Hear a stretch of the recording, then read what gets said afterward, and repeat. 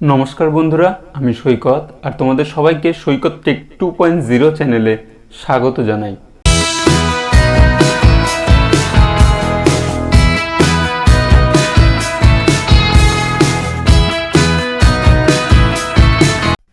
বন্ধুরা, চাকরি প্রার্থীদের জন্য আবারও একটি সুখবর।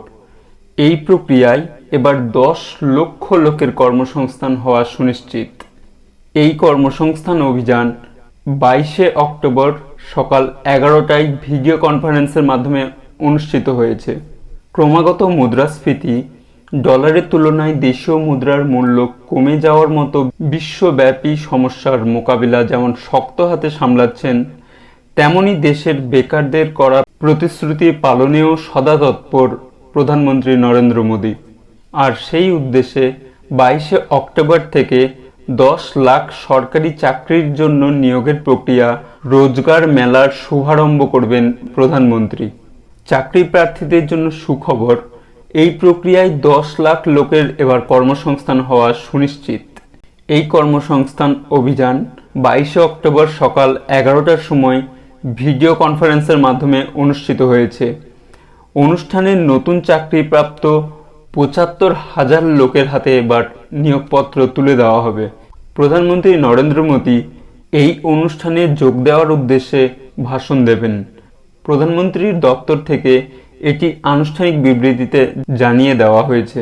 বিবৃতিতে বলা হয়েছে, তরুণদের জন্য চাকরির সুযোগ প্রদান এবং নাগরিকদের কল্যাণ নিশ্চিত করার জন্য প্রধানমন্ত্রীর ক্রমাগত প্রতিশ্রুতি পূরণের দিকে এটি একটি গুরুত্বপূর্ণ পদক্ষেপ। প্রধানমন্ত্রীর নির্দেশ অনুসারে সমস্ত মন্ত্রণালয় এবং বিভাগ মিশন মোডে চলে গিয়েছে। অনুমোদিত পদের বাকি পদ দ্রুত পূরণের জন্য কাজ চলছে, বিবৃতিতে তা বলা হয়েছে।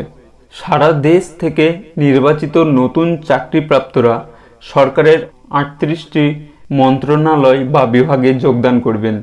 সদ্য নিযুক্তরা বিভিন্ন স্তরে এই সরকারি অফিসে যোগদান করবেন, যেমন group A, group B gazetted, group B non gazetted এবং গ্রুপ সি।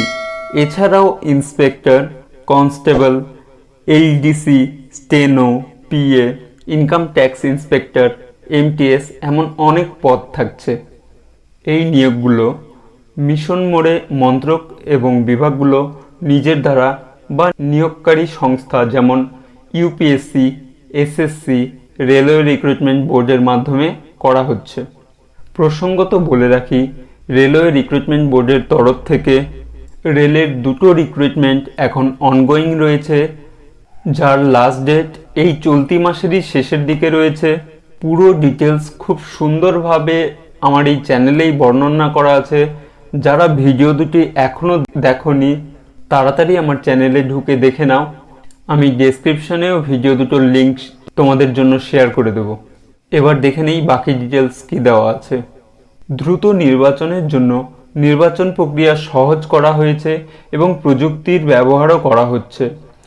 জুন মাসের শুরুতে প্রধানমন্ত্রী নরেন্দ্র মোদী সমস্ত কেন্দ্রীয় বিভাগ এবং মন্ত্রকগুলিকে মানব সম্পদের অবস্থা পর্যালোচনা করতে বলেছিলেন এবং নির্দেশ দিয়েছিলেন যে সরকার আগামী 1.5 বছরে মিশন মোডে 10 লক্ষ কর্মী নিয়োগ করবে, যেখানে গ্রুপে গ্যাজেটেড বিভাগে রয়েছে 23,584টি শূন্যপদ, গ্রুপ বি গ্যাজেটেড বিভাগে রয়েছে 26,282টি শূন্যপদ, গ্রুপ বি নন গ্যাজেটেড বিভাগে রয়েছে 92,525টি শূন্যপদ এবং গ্রুপ সি নন গ্যাজেটেড পদে রয়েছে 8.36 লক্ষ শূন্যপদ।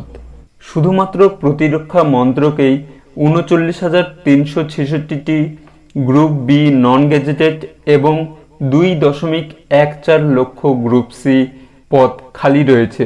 রেলের 2.91 লক্ষ গ্রুপ সি পদ এখনও খালি রয়েছে এবং গৃহ মন্ত্রণালয়ে 1.21 লক্ষ গ্রুপ সি নন গ্যাজেটেড পদ এখনও খালি রয়েছে।